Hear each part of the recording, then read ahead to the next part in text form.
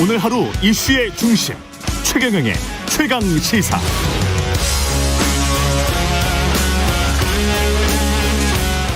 네, 더불어민주당 대선 후보 뽑는 경선 투표 시작됐고요. 이번 주말 첫 결과가 나옵니다.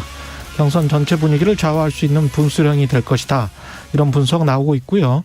더불어민주당 이낙연 대선 경선 후보 직접 스튜디오에 나와 계십니다. 안녕하세요. 네, 안녕하세요. 예. 어제 대선 주자들 1대1 토론 벌였는데요. 어떠셨습니까? 예, 새로운 시도여서 신선한 맛도 있었습니다.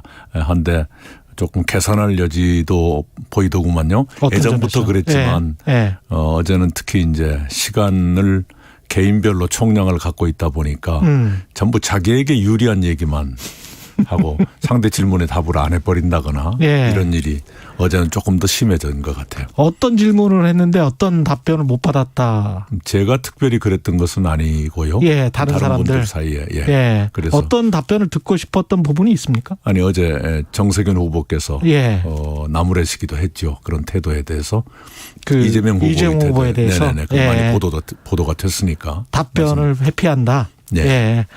부동산 대책과 관련해서는 지금 양극화 완화위에 토지 공개념 3법, 토지 독점 규제법을 국회에 냈고, 이게 또 법인과 개인의 격차를 줄이기 위한 최소한의 장치다. 이건 좀 색다른 이야기입니다. 그것 자체가 부동산 시장 대책이 아니라 사회 대책이라고 봐야죠.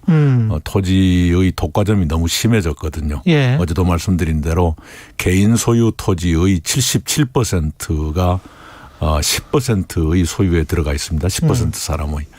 법인 소유 토지의 92%를 10% 법인이 가지고 있어요.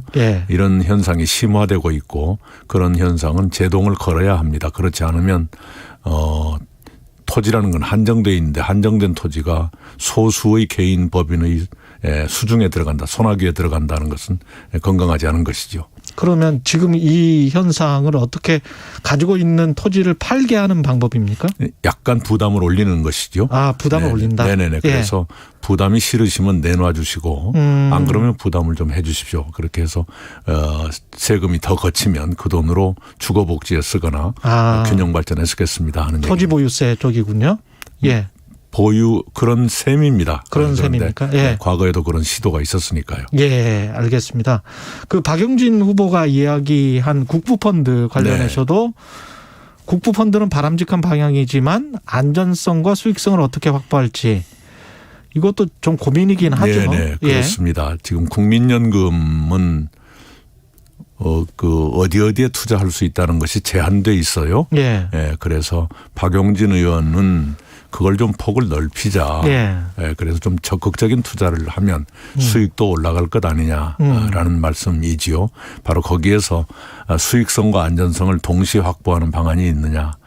좀 모험적인 데 투자하면 잘하면 수익이 올라갈 수도 있겠지만 잘못하면 수익이 떨어질 수도 있는 것 아닙니까? 깡통 찰 수도 있죠. 그럴 수도 있죠. 그 경우에는 어떻게 할 것이냐의 대책이 충분치 않다라는 것인데, 박용진 의원은 국민연금이 6% 정도의 수익을 올리고 있으니까 잘하면 7% 수익 올리는 건 크게 어렵지 않다. 이렇게 말씀을 하고 있습니다. 결국은 뭐 퇴직연금이나 이런 것도 다 마찬가지 문제인데, 결국은 주식 비중이랄지 좀 위험성 있는 자산을 얼마나 보유하도록 조항을 바꾸느냐, 이 문제 아닙니까? 그런 셈이죠. 근데 그것과 위험과 수익 사이에서 선택을 어떻게 해야 될지는 모르겠습니다만은, 봉화마을행을 택하셨어요. 경선 투표 첫날에. 이유가 있습니까? 우선 노무현 대통령께 보고를 드리고 싶었어요. 그래서 저의 다짐도 말씀드리고 또 격려도 해 주시면 받고 그러고 싶었고요. 송기인 신부님이 제 후원회장을 맡아주셨는데 그동안에 전화로만 감사드렸지 실제로 뵙지는 못했었거든요. 송기인 신부님. 그래서 이번에 처음 뵙고 매운탕 한 그릇 대접해 드렸습니다. 어떤 이야기 나누셨어요?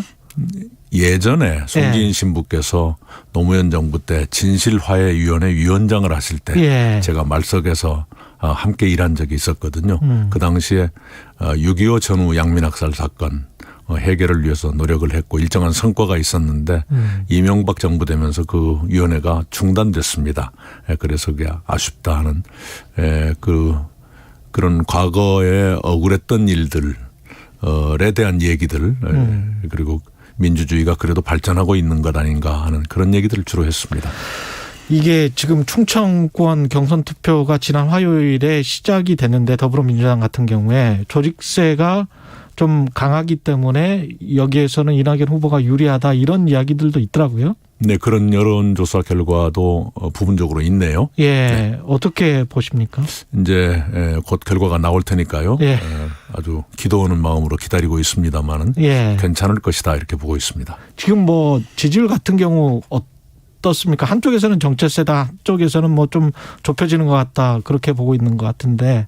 네, 좀 들쭉날쭉합니다. 예. 전반적으로 제 욕심만큼은 아닙니다만 그러나 또 당내 경선은 또 다른 그 경쟁이니까요. 예. 네네, 기대를 가지고 있습니다. 지역 균형 발전 특히 이제 충청권 가면 모든 후보들이 다 이야기를 하는데요. 대통령이 되면 첫 총리를 충청권 인사로 모시겠다는 결심을 했다. 예. 이런 말씀을 하셨거든요. 예. 여기에 관해서 추미애 후보는 지역주의 발언이다. 지역을 내세워 호소할 생각은 없다. 이렇게 이제 비판을 했단 말이에요. 예. 김대중 대통령도 DJP를 하셨지요. 예. 그리고 문재인 대통령께서도 호남과의 공동정부를 말씀하시면서 부족한 저를 첫 총리로 지명을 하셨고 예. 두 번째 총리도 호남 출신 정세균 총리를 지명하셨죠. 네, 그런 걸 모두 나쁘다고 말할 수만은 없죠. 예. 대통령이 만약에 된다면 대통령 취임 이전까지 여야정이 합의 가능한 대선 공약에 대해서는 정책 협약을 맺겠다. 이렇게 네. 또 공약을 하셨어요. 네. 이거는 협치를 굉장히 강조하는 거죠. 문재인 정부 초기에 제가 총리하면서 국회에 나갔더니 야당 의원들이 자기네 대선 후보가 공약했던 것을 문재인 정부가 이행해도 야단을 치더라고요. 그랬어요? 그래서 아니 그건 같이 공약했지 않습니까? 그런 게 뭐가 있었죠? 제가 답을 드렸었죠. 아, 그래요? 예. 예. 그래서 그런 일이 없도록 하기 위해서라도 최소한 공약 중에서 공통되는 것이라도 이걸 먼저 합시다라든가 그런 약속을 하는 것은 좋겠다고 생각합니다. 지금도 사실 비슷한 공약들이 많이 나오지 않습니까? 많습니다. 예. 많습니다. 예를 들면 최저임금 10,000원 인상 결과적으로는 못 지켜지게 됐는데요. 그렇죠. 그때 5명의 유력 후보 가운데 3분이 2020년까지 10,000원 하시겠다 그랬고 2분이 2022년까지 10,000원 하겠다 그랬어요. 그런데 내년까지 지금 안 되게 돼 있죠. 그렇습니다. 네. 예, 그때 제 기억에도 유승민 후보도 그렇게 약속을 그렇습니다. 했었던 걸로 네. 기억을 하고요. 예, 여야가 지금도 뭐 그 토지 임대부 주택이랄지 이런 것들은 비슷한 공약을 네. 여야가 다 내고 있습니다. 지금 네네. 후보들이. 네. 예, 그래서 그런 것들은 다 내고 있으니까 그냥 같이 하면 될 것 같아요. 그렇습니다. 예, 정협약이 안 된다 그러면 공통된 공약을 추출해서 발표하는 방법도 있죠. 이런 것부터 하겠다. 대통령 권한을 집권 여당과 나누는 민주당 정부, 이거는 어떤 이야기입니까? 네. 당에서 대선을 치르고 그 대선에서 이기다 보면 늘 서운함이 있습니다. 선거 때는 열심히 함께 했는데 선거 후에는 좀 소외되는 것 아니냐 하는 그런 서운함이 늘 나오지요. 그런 일이 없도록 하기 위해서 함께 하는 것을 거의 공동정부라는 기분으로 그 제도화하겠다 그런 취지죠. 그런 얘기들이 당내에서 쭉 있었습니다. 그렇군요. 예. 권력형 성범죄, 부동산 투기, 음주운전 등을 저지른 부도덕한 인물은 당직 공직에 진출할 수 없도록 하는 당원 당규 개정. 이건 당원 당규 원래 없었습니까, 이게? 예, 있는데 좀 불분명하게 된 것이 있습니다. 예. 네, 그래서 좀 분명하게 할 필요가 있겠다 싶고요. 예. 좀 저희들 내부에 그런 도덕적 긴장을 다잡아야겠다 하는 생각을 했습니다. 그래서 이거는 당장 내년 지방선거부터 적용하겠다는 생각이시고요. 네. 열린민주당하고 통합도 지금 추진하겠다고 밝혔는데요. 예, 원래 저도 그런 생각이었죠. 제가 작년 전당대회 출마했을 때부터 그런 얘기를 했었는데 금년 4월 재보선 때도 그런 논의가 있었는데 양쪽이 협의한 끝에 후보 단일화로 일단 가자. 해서 4.7 재보선 때는 후보 단일화를 했었죠. 예. 지금은 경선 중이기 때문에 통합 논의를 하는 것은 적절치 않고요. 예. 경선이 끝나면 추진할 필요가 있겠다. 경선이 끝나면. 네. 예. 이 정책 공약과는 별개로 지금 이재명 후보와의 설전이 또 되고 있는데요. 이 관련해서 이제 무료 변론 네. 관련해서 이거는 어떻게 보세요? 근데 그것을 설전이라고 보는 것을 제가 동의하기가 어려운데요. 아, 그래요? 그 얘기는 예. 철거민 단체가 고발했지요. 그리고 바로 같은 날이든가 어떤 큰 방송사에서 보도를 했어요. 예. 거기에서부터 문제가 불거진 것이지요. 예. 네네. 그거에 대해서 설명을 해달라. 고 말한 것이 어째서 공격일까? 마치 아무것도 없는데 당내에서 공격해서 문제가 된 것처럼 이렇게 바꿔치기 하는 것은 온당하지가 않죠. 어차피 문제가 될 것이고 그게 법적인 문제도 될 수 있다면 빨리 설명하고 정리를 하는 것이 본인들을 위해서도 좋은 것 아닌가 생각합니다. 어떤 부분들이 설명이 미진했다라고 보십니까? 우선 무료 변론 여부에 대해서 아무런 설명도 없지요. 미진 정도가 아니라. 아, 무료 변론 여부에 관해서 아무런 설명이 없다? 아니, 수입료가 어느 정도였는지에 대해서 아무 설명이 없지 않습니까? 그게 민변에서 통상적으로 하는 행위였다라는. 그것은 송두한 변호사의 경우에 대해서 말씀하신 것이죠. 예. 네. 그리고 30여 명이 모두 민변이라는 것도 아니고요. 예. 그리고 다른 변호사들은 더구나 예. 공익적인 사건에서는 무료 변론하는 관행이 있다 그러는데 예. 또 후보자 본인은 사생활이라 그랬거든요. 예. 그렇지 않습니까? 이게 사생활과 관련된 사건이었는데 무료 변론이 있을 수가 있느냐 이렇게 말씀을 하시는 거네요. 아니 요컨대 예. 네, 그쪽에서 공익적인 사건에는 무료 변론하는 그런 관행이 있다. 고 했는데 후보 본인은 사생활이니까 말 못하겠다 이랬단 말입니다. 아, 사생활이니까 말 못하겠다. 그거는 변호사 비용이 사생활이니까 말 못하겠다. 그렇게 말했죠. TV토론 때. 그럼 그 사건이 사생활이. 그래서 말 못하겠다. 요컨대. 예. 그게 사건이 사생활인가요? 그 변호사 비용이 사생활인가요? 그 사건의 변호사 비용에 대해서 1억 원도 안 들었다고 보도가 됐지요. 1억 원도 안 들었다고 말한 것으로 보도가 됐지요. 그래서 그 보도의 사실 여부를 물었더니 사생활이니까 말할 수 없다라고 했어요. 그것이 어디에 대해서 말한 것인지는 분명치 않았지요. 하여간 분명치 않았다면 분명하게 해야죠. 아, 그렇군요. 네. 예. 근데 이제 이재명 후보 쪽에서는 그 윤영찬 의원을 향해서 그 페이스북 쓴 거 가지고 공식적으로 사과하라라고 지금 하고 있잖아요. 이 어떻게 생각하세요? 매우 이례적이죠. 후보가 평의원을 직접 겨냥해서 그렇게 하는 건 매우 이례적이죠. 약간 좀 감정 싸움이 있는 거 아닙니까? 지금 그 성남 중원에다가 어떤 그 본인의 지역구였었고 그 다음에 뭐 어떤 배신의 느낌이랄까요? 뭐 어떤 그런 게 이재명 후보 쪽에서는 가지고 있는 거 아닐까요? 정치판에서 그런 일이 어디 한두 번 있나요? 그걸 전부 말하기 시작하면. 네. 예. 그렇군요. 알겠습니다. 그 충청지역 경선 결과는 어떻게 기대를 하십니까? 지금 많이. 네. 제가 제일 좋게 나온다는 그런 얘기도 있고요. 그런 좋다는 여론조사 결과도 있고 그래서 기대하고 있습니다. 그 언론중재법 관련해서 좀 여쭤볼게요. 이거는 지금 김기현 원내대표도 세 가지를 지적을 하더라고요. 아까 뭐 고의중과실 추정, 그다음에 열람 차단권, 그다음에 뭐 징벌적 헌배, 이 세 가지를 다 그냥 삭제를 해야 된다. 그리고 언론 그 중재위에 있는 중재위원들 보강하는 문제 이 정도만 논의하자는 것 같아요. 말의 내용 전체는 어떻게 보십니까? 네, 여야 8인 협의체를 구성하기로 했으니까요. 거기서 다 올려놓고 논의를 해서 좋은 결론 내주기 바랍니다. 분명한 것은 언론의 자유가 아시아 최고로 인정되고 있으니까 언론 피해 구제도 그에 걸맞게 준비돼야 한다. 이건 틀림없는 일입니다.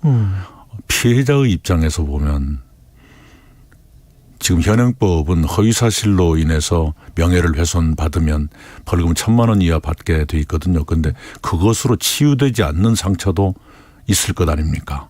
예. 예. 그거 어떡할 겁니까? 예. 언론이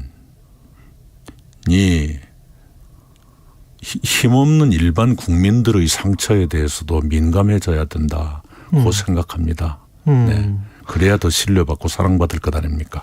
그 국민의힘 같은 경우는 정미영 최고위원도 그렇게 이야기를 하던데 이게 결국은 권력을 잡았다가 정권이 바뀔 것 같으니까 전직 권력에 관해서는 뭐 제대로 취재하지 못하게 하는 법 아니냐 뭐 이런 식으로 이야기를 하더라고요.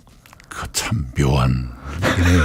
논평할 가치도 없습니다. 논평할 가치도 네네. 없어요. 네. 그 지금 현재 언론은 좀 문제가 있다라고 생각을 하시는 거죠. 언론 피해에 대해서 언론 피해에 관해서 예, 우리 사회가 굉장히 둔감합니다. 네, 정정 보도에 대해서 얼마나 인색한지, 예. 오보에 대해서 얼마나 둔감한지 예. 당해본 사람은 다 압니다. 예. 방법이 없습니다.